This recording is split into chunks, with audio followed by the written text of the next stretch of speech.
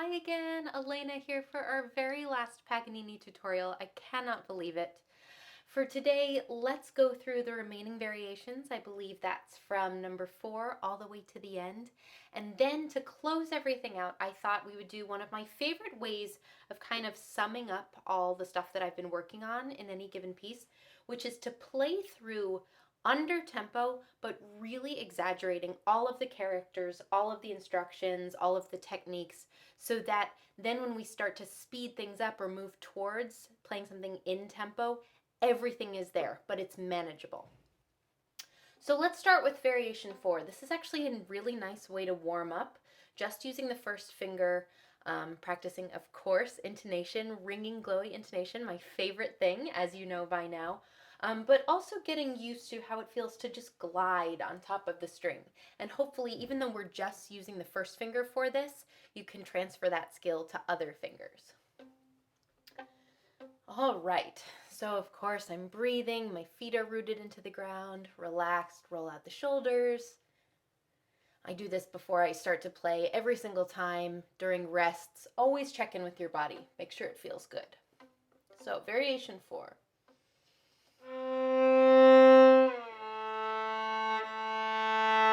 So I'm listening for the glow, for the ring, and just moving super slowly, super mindfully between each note.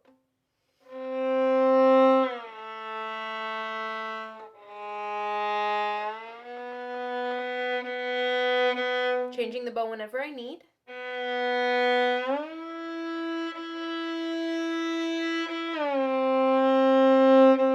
Slurring even where it doesn't say to, just so that I get used to using my bow in a really calm manner. We'll add the bowings in later.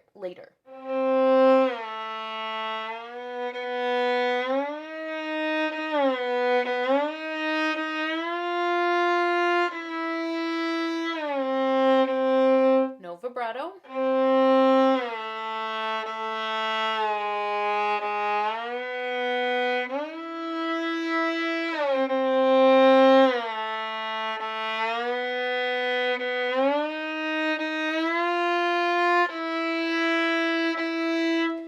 Check in with your string. Are we smashing it down, or does it have still space to vibrate? Are the fingers relaxed? We never want to clench. There should always just be a little bit of space underneath the string, so we're not jamming it down into the fingerboard.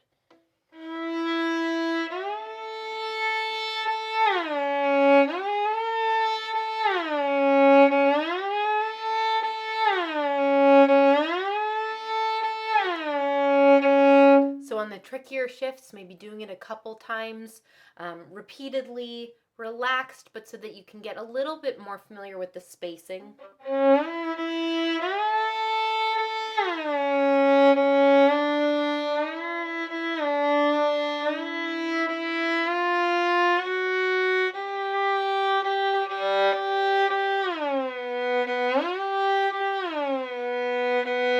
That's why it helps to move the left hand really slowly, so that you can basically just shift until you hear the note, and when you hear it, stop.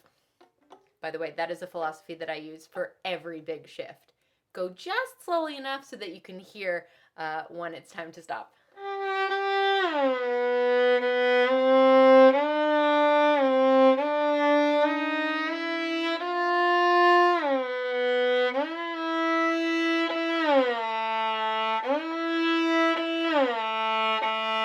Checking in with my open strings to see if I'm in tune, whether they're vibrating.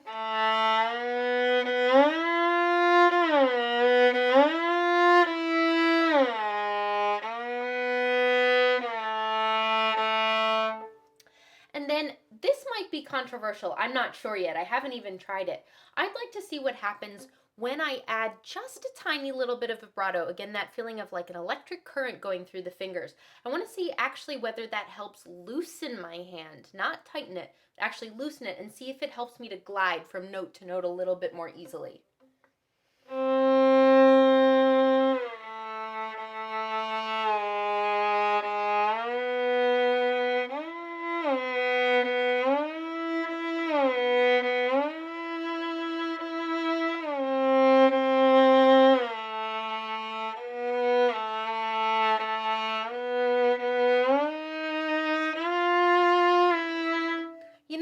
like it. It's actually encouraging me to check in with my fingers more. If they're still, I feel like I'm more likely to actually press harder, but if there just is a little wiggle going through every note, it actually helps me to lighten the pressure of the finger. So maybe try that out if vibrato is in your repertoire. You can try adding a little wiggle and seeing if that helps you glide from note to note, kind of like a singer with beautiful vibrato, just sailing up to a note and then maybe coming down gently. Try it out. So this, I'm afraid, this variation intonation will be a big part of the challenge, I think. So keep your ears open. We want a really blank canvas on which to paint this variation. So make sure the intonation is nice and ringing. We want to keep the left hand nice and loose, maybe add in the vibrato, and gradually we work it up to tempo using both our ears and our muscle memory, so that we're not just relying on the hands to know where to shift, we're also using our ears, but we're developing some familiarity, some kind of mapping out of the fingerboard for where we want to go. Let's move on for now, variation 5. So this looks simple enough. It seems legato, it's espressivo, we've got kind of a melody, so let's go through that, and then I see a potential roadblock up ahead.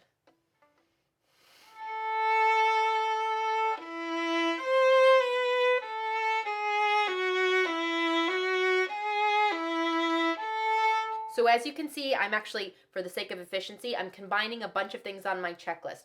I'm paying attention to the intonation, but I'm also trying to, I'm not doing the exact bowing as printed, but I'm trying to combine more notes into one slur. I'm adding a little bit of vibrato. I'm paying attention to the quality of sound. So I am multitasking right now, but if you need to do things one at a time, go for it. That's what I would be doing if I had unlimited time with you right now. While we're on the subject of bowing, I've received some questions about what's the bowing here, what should it be?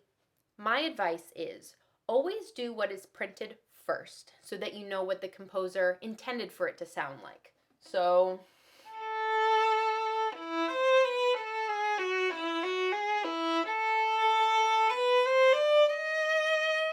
or maybe you want to start it up bow.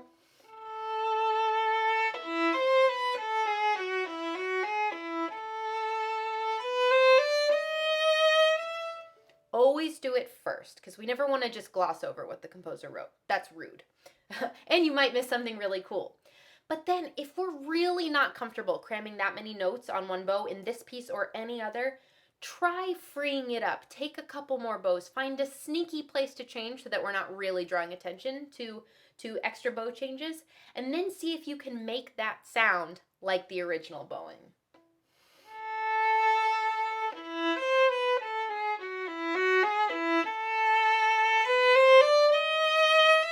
Or maybe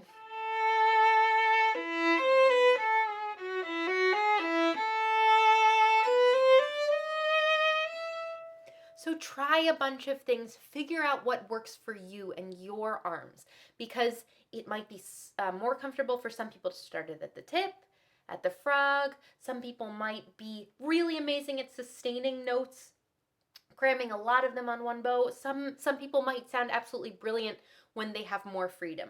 So for as much as I love to say this is the best way to do it, I have no idea what the best way for you to do it is. That's for you to find out, and that's actually really exciting because it means that you get to develop your own voice. These are the opportunities where we can really start to cultivate our sense of self, our sense of preference, and what we're really good at in the music. So I will leave you to that. Moving on. I see these little trills. So I went over this in at least one of the tutorials, but I think it bears repeating because this is a tricky skill that will crop up in various violin works in the repertoire. So what we have here, it's basically a trilled double stop. So in each measure, we have 2 double stops. For the first one, we have that, and that. We have C sharp alternating between an E and an A. So for a trill, we want to find one position for the hand where both intervals are comfortable, because we don't want to have to go, make a bunch of big motions when we should be able to just put the hand in one place so that everything is available to us at the same time. So find a position that's comfortable for your hand. Sometimes you might want to start from the opposite one. So you might find your hand position from that interval and then add the bottom one. Or the other way around, doesn't really matter. Then we want to tune both intervals really carefully, just like any double stop. Listening for the E string vibrating here. Can even check it with the open string. And then making sure the A is in tune.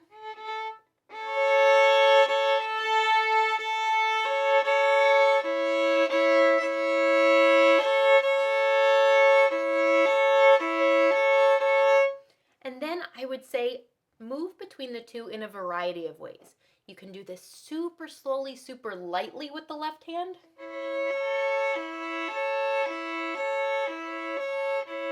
You can try it really fast and fluttery. You can use this as a finger strengthening exercise by really plunking that top finger down, letting it rebound, kind of like dribbling a basketball.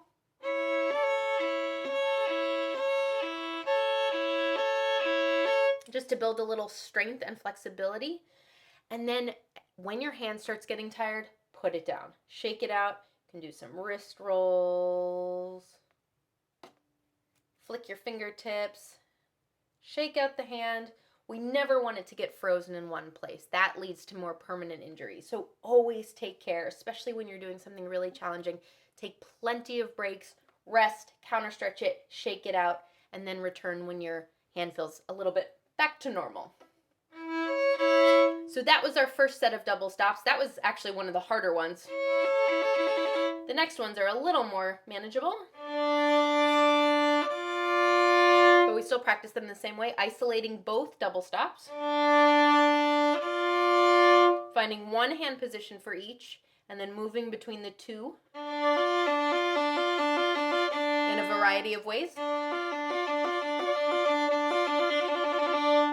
And then calmly going to the next. And maybe we practice those transitions.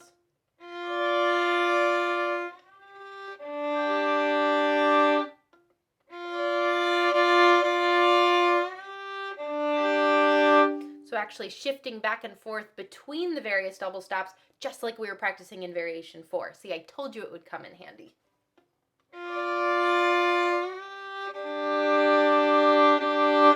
So we always have a nice, calm road map of the fingerboard, no matter what we're doing. This is the beauty of slow practice. We have so much time to really figure out where we're going with our left hand. It's like taking a really beautiful walk. We don't want to miss any nice scenery. We want to feel the ground under our feet, really know where we're going.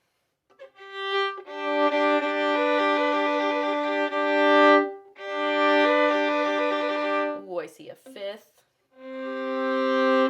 Little trick for fifths while we're doing this. The note that sounds flatter, give it a little extra nudge with your finger. So a little bit more pressure, not squeezing it, just a little bit more weight on the string that feels flatter.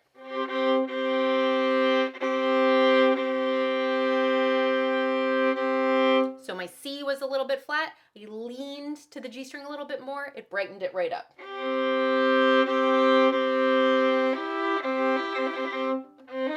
And so on.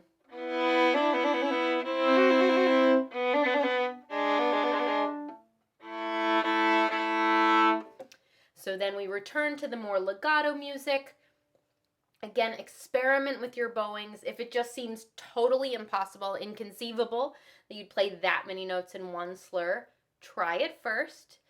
Just saying, oh, I can't do that, it's too many. That would be like saying you didn't like pasta without ever having tried pasta, and that would be crazy. So try it out. Then, if it really feels uncomfortable, free it up, but try and make it sound like the original bowing. I'll just play through that. Ooh.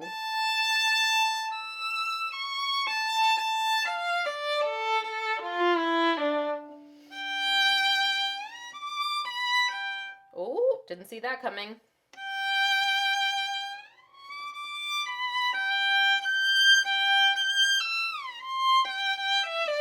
Okay, perfect time to talk about fingerings. I've also received a lot of requests for fingerings. Now look, I know a lot of us rely on someone else giving us fingerings, either your teacher or someone else who's really familiar with the piece, and that's great as a suggestion. So I could say, play a 4 here, shift here, slide here. But what I really encourage everyone to start doing is experimenting. This is, again, one of those areas that you are free to be you. So of course there are like a few things that I would advise.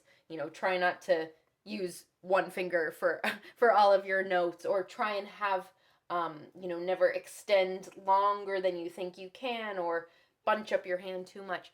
But in general, just try a bunch of things. No one else's hand is like your hand. So no one else's fingering is going to feel exactly the same between any two violinists. So try a bunch of things. Try things that are absolutely crazy that you would probably never do in performance. But just, again, figure out the roadmap of your fingerboard.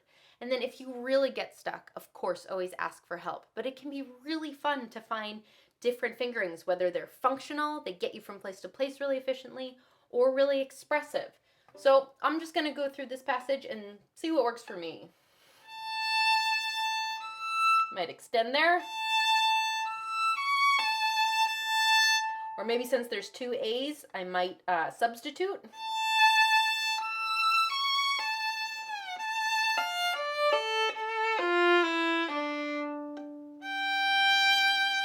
I see a big shift coming up, so I might prepare.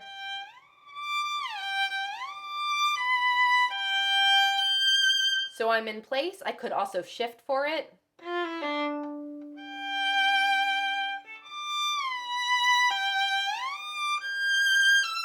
Or shift another way.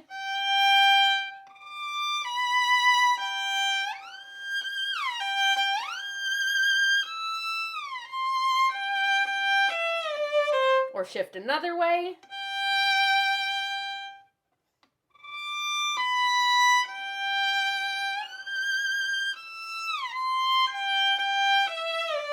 Or shift another way.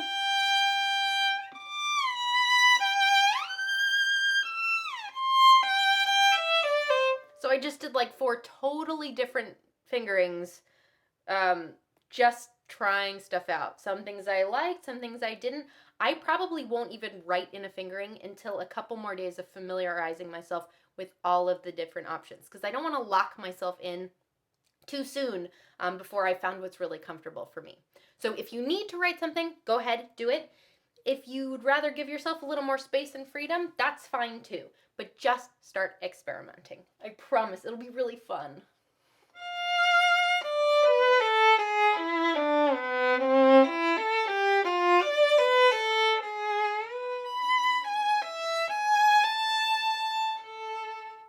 So I want to see, here's my challenge to all of you.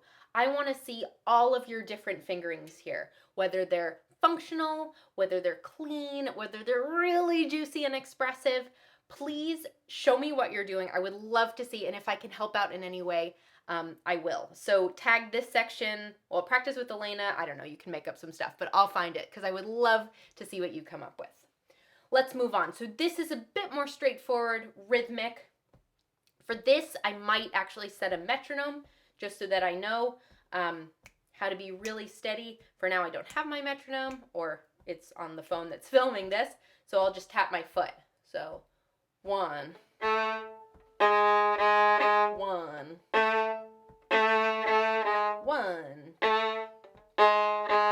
1. Also, I love doing stuff like that. Just basically being ridiculous, accompanying myself with words or sounds or foot taps, just anything. Make it fun and silly. Chances are no one's watching you, but if they are, they're probably going to be like, wow, that person's really having fun with their practicing. So especially for a jazzy syncopated variation like this, just get funky with it. 1.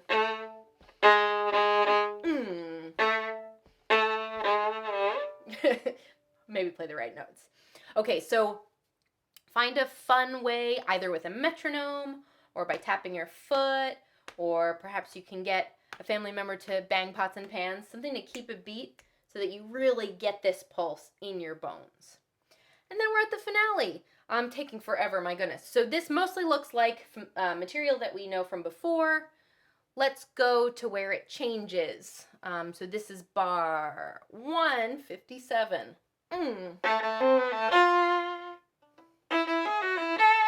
Tremolo, really quiet. Loose in the right hand. Like you're brushing your teeth really fast. And then really crisp, really articulate.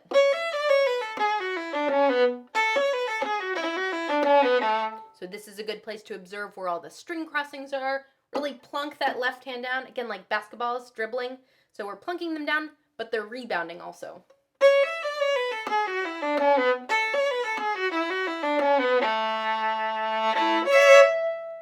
All right, I promised a run through, slower but full of character. I don't want to leave you hanging, so I promise I will do that. I'll skip through the rests, but this can be, I don't want to say like the point of reference, but this can be a point of reference for you for this part of this piece on this day. It's just a snapshot in time.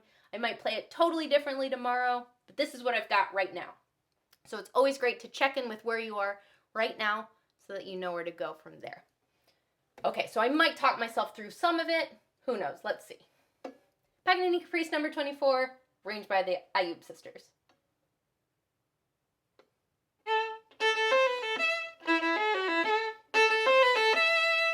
Less.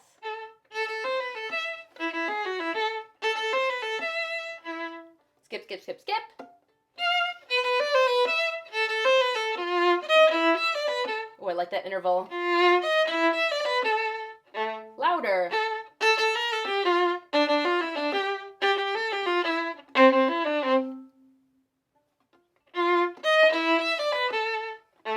Crisper. Accent. Maybe change it up a little.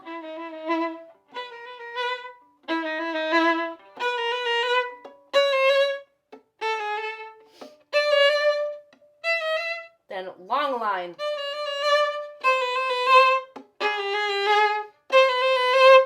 Separating the down and up parts just ever so slightly.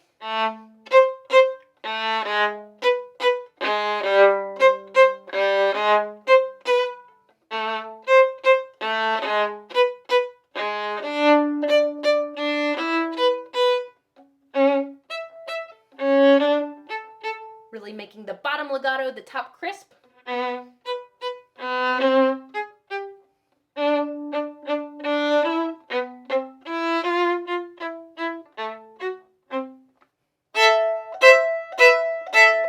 Really grabbing the string.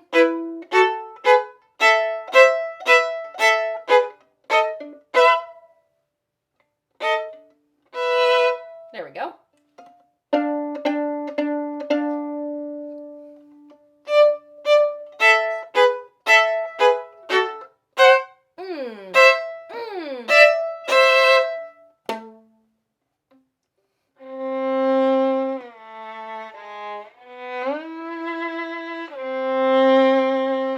Really creepy.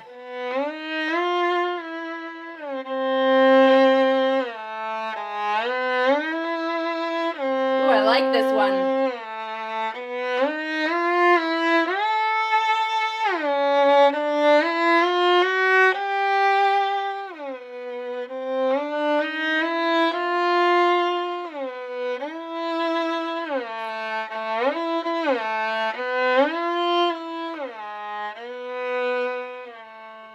I should have made myself go on. Oh well.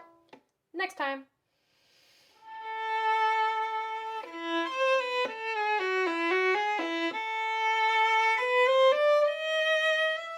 No, really quiet.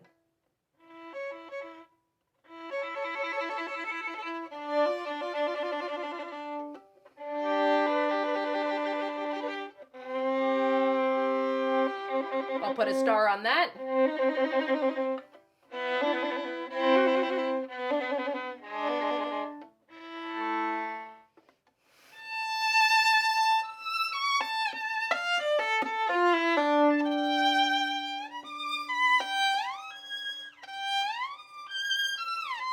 And that is...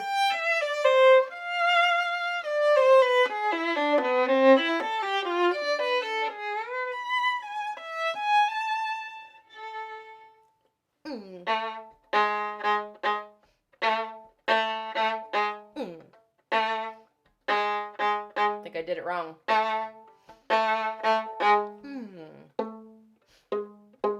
One, two.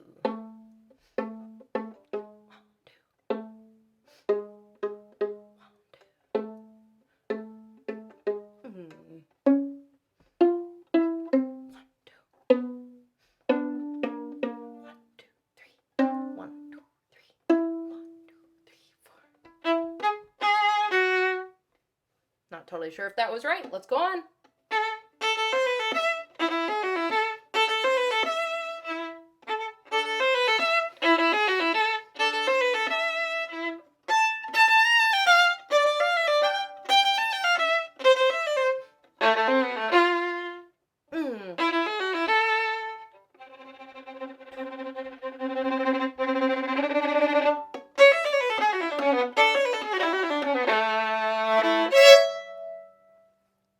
All right, was it perfect? No. Did I have fun? Totally. I'm making a mental note of things to work on. Shifts in variation 4, intonation variation 5, figuring out my fingering. Double stops could use some cleaning up. So I've got a long way to go. There's always going to be a long way to go, but it's really important to just do a check-in with where you are now. A lot of stuff went way better than I expected. A lot of stuff I wasn't totally happy with, but I'm being kind with myself and patient and knowing that I'm going to take a little break now and come back to it, and I'm going to have fun. So definitely tag me in your practice journeys this week. Keep doing your warm-ups. Please keep being nice to yourself and to others. I've had so much fun working on this with you. Can't wait to play it all together soon. And keep working like the brilliant stars that you are. Thanks, everyone.